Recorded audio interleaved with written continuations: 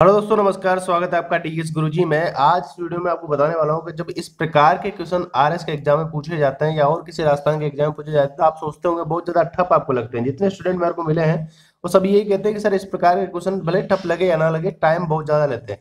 आज एक ऐसी ट्रिक आपको बताने जा रहा हूँ, इन क्वेश्चन को आप जो जैसे आपके एबीसीडी वाले प्रश्न होते हैं ना, उनसे भी जल्दी कर दोगे, ये गारंटी है। तो इस प्रकार के क्वेश्चन जब भी आपने देखे होंगे या इस सम्मिलित करने वाले प्रश्न जिस प्रकार के प्रश्न है, बड़ी दिक्कत आती होगी, लेकिन अब ये दिक्कत आपको आनी खत्म हो जाएगी। सबसे पहले देखते हैं प्रश्न को हल कैसे करना है। सबसे पहले आपको प्रश्न को देखना है कि प्रश्न पूछ क्या रहा है।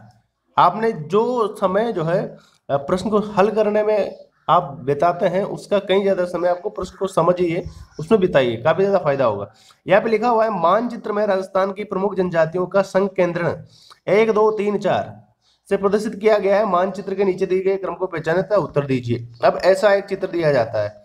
अब इसमें 4 लिखा हुआ है। इस राजस्थान के चित्र में 1 यहाँ लिखा है, 2 यहाँ लिखा है, 3 यहाँ लिखा है, 4 यहाँ लिखा है।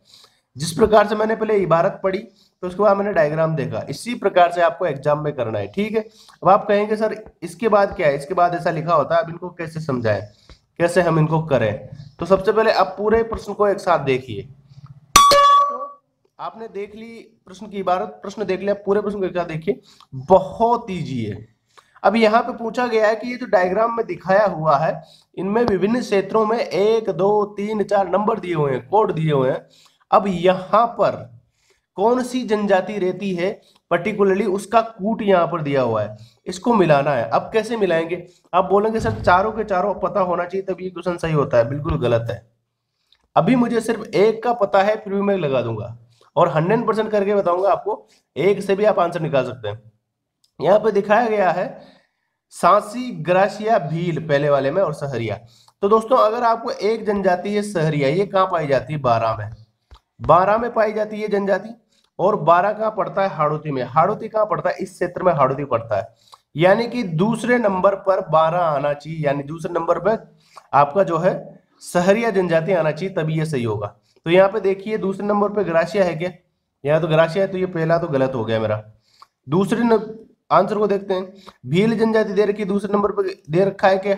दूसरे नंबर पे क्या दे रखा है इसने? सांसी।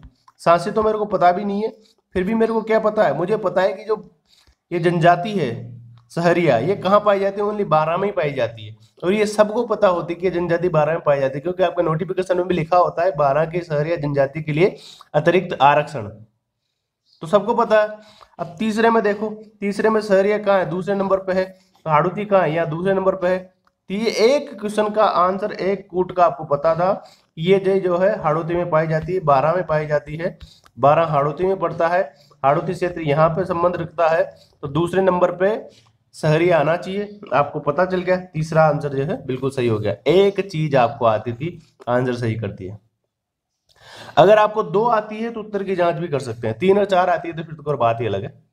अब जैसे बात करते हैं, एक तो याद है, दूसरी ये है भील जनजाति है। ये भील जनजाति जो हमेशा याद रखना है, भील जनजाति है तो बांसवाड़ा में पाई जाएगी, या फिर प्रतापगढ़ में पाई जाएगी, या डूंगरपुर में पाई जाएगी।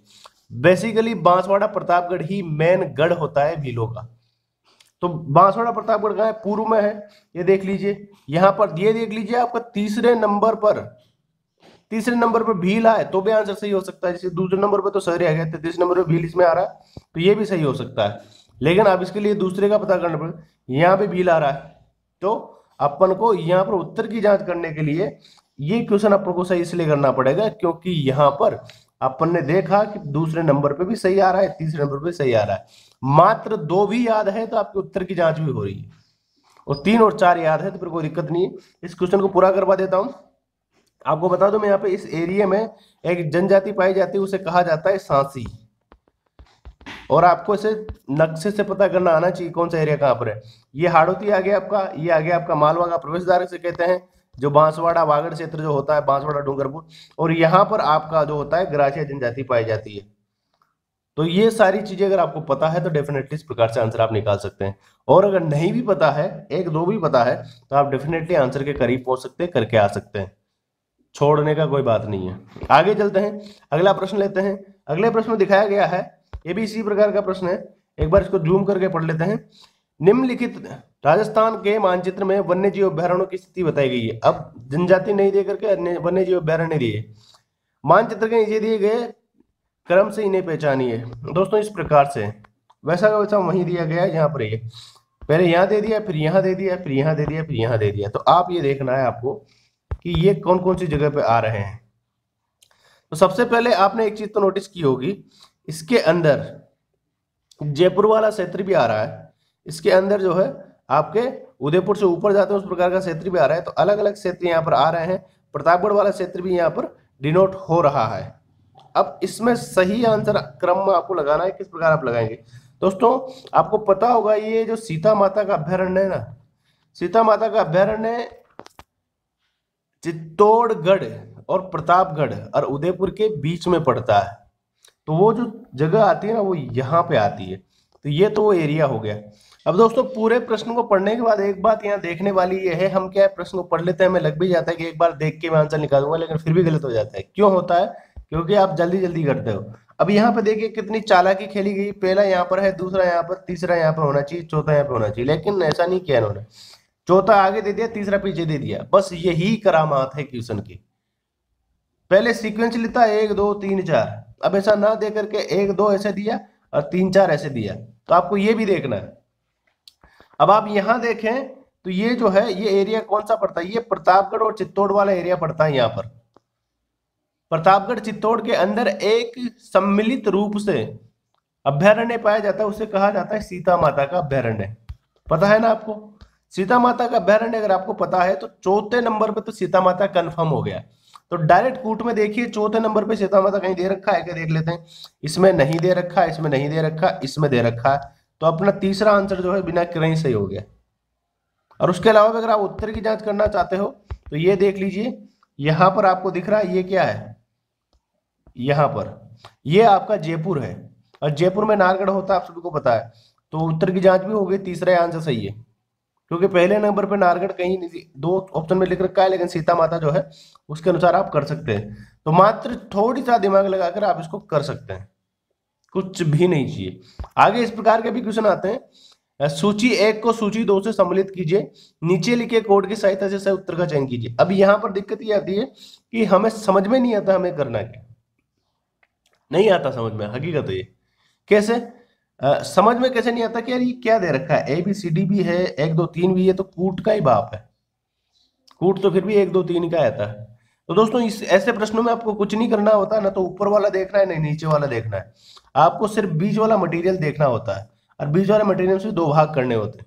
आप इनको देखेंगे तो आपको पता चलेगा ये तो यार जगह के नाम है। कोटा एक जिला है, जगह है, नाथद्वारा एक जगह है, जयपुर भी एक जगह स्थान के नाम है, कांकरोली भी एक जगह है। इधर देखेंगे द्वारकाधीश जी, श्रीनाथ जी, मथुराधीश जी, गोविंद जी, ये क्या है, मंदिर है। अब प्रश्न ये समझ में आता है कि इस जगह को इसके मंदिर से कनेक्ट करना है। इसके जगह को इसके मंदिर से कनेक्ट कैसे करेंगे? सिंपल है, बहुत सिंपल है। 2 3 का आपको पता होगा तो आप कर देंगे। कैसे? आपको पता होगा गोविंद देव जी जयपुर में है, तो आप देख लीजिए डी में 3 कहाँ पे लिखा हुआ है। तो डी में 3 तो यार पहले नंबर पे लिख रहा है मेरे को, देख लीजिए डी में 3, तो मुझे तो पहला ही सही लग गया। दूसरा चेक कर लेते हैं, मथुराधीश जी का मंदिर कोटा में होता है, तो देखते हैं मथुराधीश जी कोटा में, तो 1 का C, तो C में 1 कहाँ दिख रहा है वो भी देख लो दोस्तों, पहले में दिख रहा है। यह भी आंसर सही हो गया आपका पहला। श्रीनाथ जी को सब जानते हैं, नाथ द्वारा श्रीनाथ जी मंदिरियो साजे है, लखविंदर सिंह लखा का भजन है, सुन लीजिएगा वैसे याद हो जाएगा। तो आप ये देखिए श्रीनाथ जी दूसरे में यानी B में 2 कहाँ दिख रहा है, देखते हैं भाई B में 2, B में 2 मुझे तो यही दिख रहा है, ये B में 2, तो पहला आंसर 3 बार चेक कर लिया यार। चौथा भी देख लें, द्वारकाधीश जी का मंदिर है, आपको नहीं भी पता हो तो भी आप निकाल सकते हैं, ये कांकरोली में है। कोई दिक्कत आई क्या? ये उनसे भी इजी प्रश्न है, अगर थोड़ा सा दिमाग लगा तो ये छोटे मोटे प्रश्न आते हैं।